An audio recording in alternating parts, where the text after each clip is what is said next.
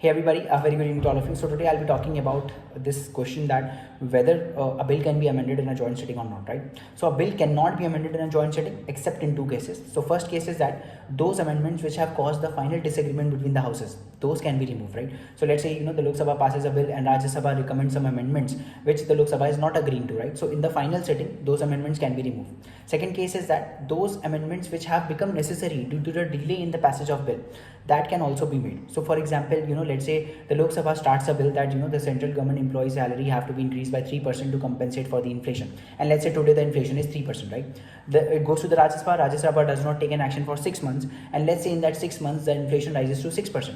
Now when the joint sitting happens, they will have to amend this clause that the central government employee salary have to be increased by 6% now, right? Because the motive of the bill was to compensate for the inflation, and now the inflation has risen, right? So that's why now they will have to make this amendment which is now necessary, right? So thank you so much.